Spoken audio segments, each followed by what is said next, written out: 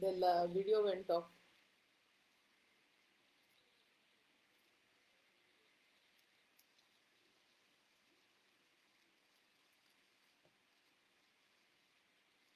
Come back, please.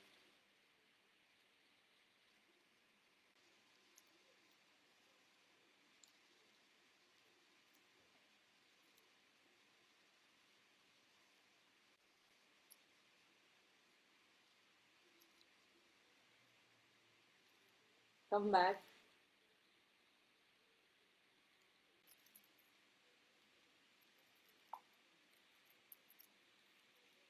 Come back, please. Tell all the others. Okay, so we were talking about Cuba. What happened in Cuba is they were based on they are an agrarian economy, and they were getting a lot of money, good rates for their sugar from the USSR.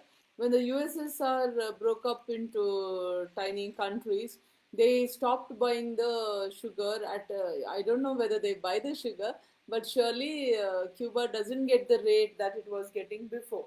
So with the result, with the result, what has happened is, this.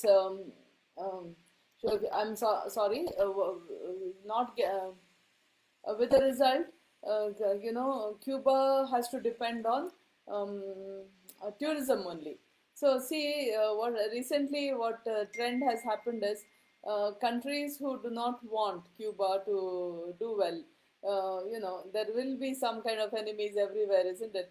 What they've been doing is they're creating small issues about terrorism, like small bombs, small issues, like some disturbances. As soon as there is word going around that there is terrorism in the country, there is communal violences or some kind of disturbances, riots, etc., then the tourism industry suffers, because tourists will say, I'm not going into this country. It is not safe for me. So what happens is, there are, the country's economy suffers. So we'll come back to our international production and operations management. See, the main thing is where to start your factory, where to manufacture. Do you manufacture in your own country, or do you want to go into the country of operations and manufacture? All this will be there. These are the issues you have to solve. Then, secondly, important thing is, where will you get your raw material? Will you get raw material in the country of operations? Is the raw material of good quality? Is the raw material that you want available? Is it available at good rates? All this is there, and is it possible? Sometimes the material may not be available to a foreigner. So, can I get all the raw material I want in that country? If I cannot get, where will I bring it from? Will I bring it from my home country? Is it too expensive to bring it from my home country? Instead of bringing from my home country, will I bring it from another country which is close to the country of operations? Is it better there? So all these other decisions are there in sourcing. Okay, and to establish a factory, whatever you require has a lot of decisions to make.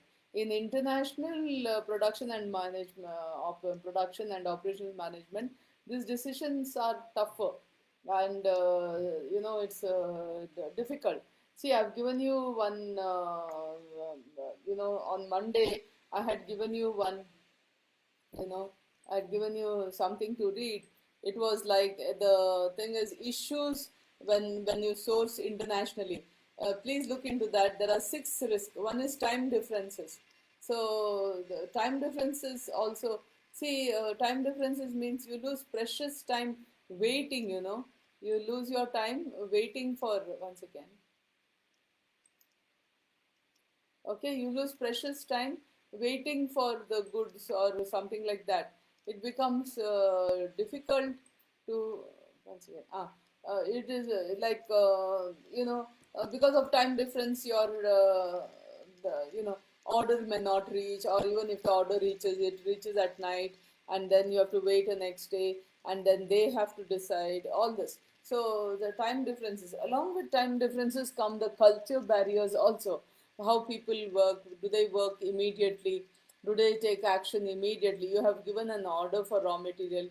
Do they take consider the order immediately, or they'll say, okay, today is Monday, I'm feeling Monday blues, let me do on Tuesday. And if it is a Friday, oh my God, weekend has started, so I'm not going to work on a Friday or a Saturday or a Sunday. Let Monday come, I'll see. So there might be, along with time differences, some cultural barriers also. Next, no, language barriers. Sometimes people do not understand what we want to say. I've given you two three examples when I was talking about culture. For example, I told you Boeing wanted its Japanese partners to give the surface of the Boeing a mirror finish. So when you say mirror finish, someone who's generally speaking English a lot will know that mirror finish means a smooth finish. But when you do not speak, uh,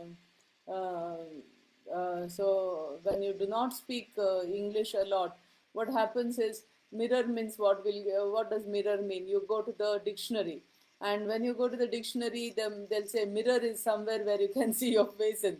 So what happened is, in the case of Boeing, the Japanese went to the dictionary and decided what is mirror finish, and they decided that mirror finish means you have to polish the outside of the plane so much that you can see your face on the outside of the plane. So when the Americans got the bill for mirror finish, they were wondering why so much money for labor. The money for labor was spent in, I think, polishing the plane. Unfortunately, there are no pictures of the plane with a mirror finish. I wish if we could see, it would have been a picture of a lifetime to see how they made it a mirror finish. Mirror finish means smooth finish. So like that, I must have told you this example before. So as I told you, there are issues of time differences. There are language barriers. Then there are quality expectations. You have some expectations of quality, but the opposite party may not understand. So you have to give specifications. How much is the width? How much is the length? What is the thickness? What is the gauge? What is the kind of texture you want? Every single bit has to be very specifically told. Otherwise, there will be quality problems will happen. Then compliance issues. See, not only you, like for example, to comply or to do like how you want, the quality you want, the packaging you want, the safety standards you want. If they have to understand and they have to comply with it, then they require some time. Then many times what happens is, if the raw material doesn't come in time, then what first thing that happens is stoppage of production. when the production when production stoppage is there, not only will you stop your production, you will also, your laborers will be idle, your machines will be idle, and your promises to someone to deliver will not be there. So all these are difficult problems or risks in international sourcing. Then you come to logistics. How will you see, when they transfer oil and natural gas, they use pipelines under the sea, over the land, etc. So to lay these pipelines is very expensive. Are you going to use your own pipelines? Are you going to use pipelines that are already laid, something like that? I remember we had in the Western Ghats we had Kudremukh Iron Ore Company Limited, where mining of iron ore was done. So what is to happen is, now Kudremukh Iron Ore Company was shut down because of they were destroying nature. Hmm? Kudremukh means Kudre in Kannada is a horse. Mukh means face. So they were actually, when I used to travel that side. I had a cousin's house in one of those Western Ghat areas.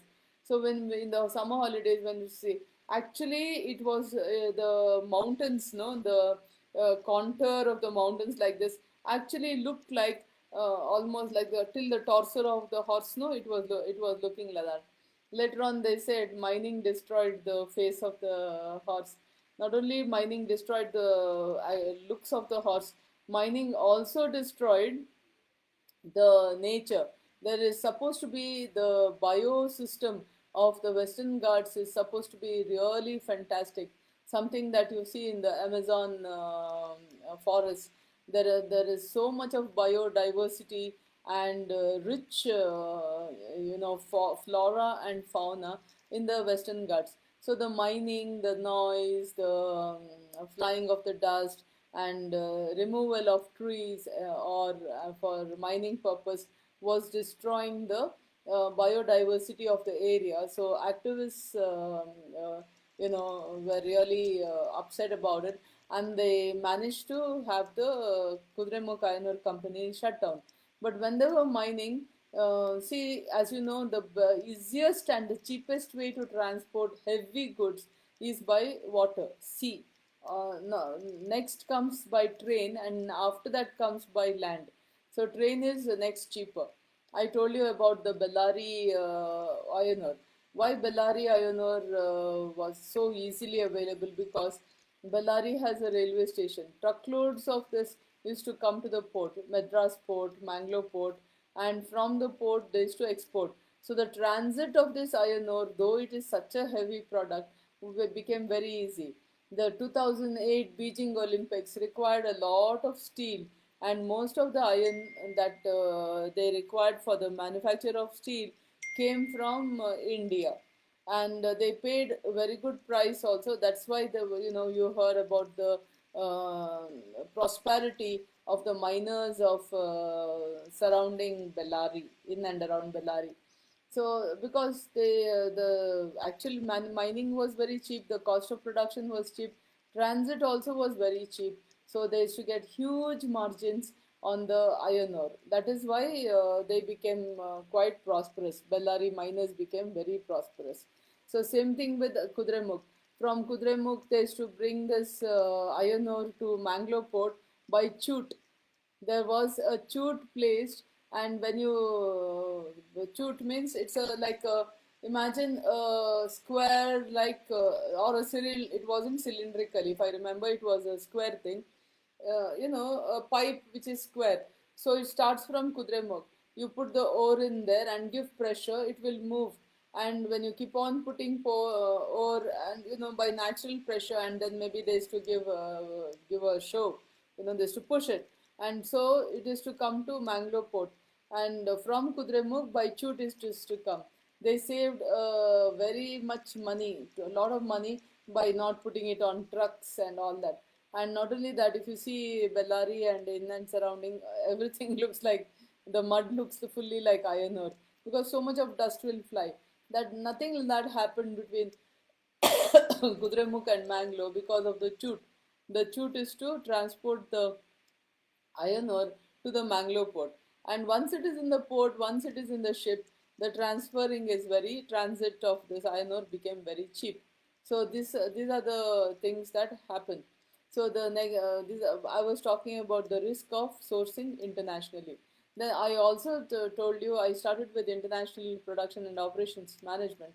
I said where to establish the factory, and I discussed some things about how to decide on where to establish the factory, whether you are where to do the production, whether you're doing production in the country of operations or in your own country or in a third country, okay, which is close by to between maybe or may not be close by, but we may be close by to the same market.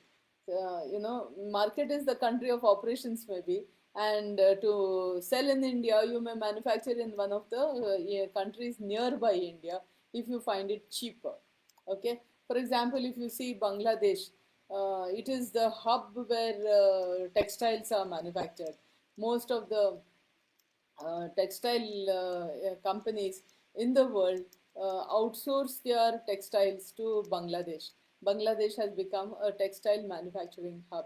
So there are various things like this. We have become a car manufacturing hub, automobile manufacturing hub, or automotive manufacturing hub.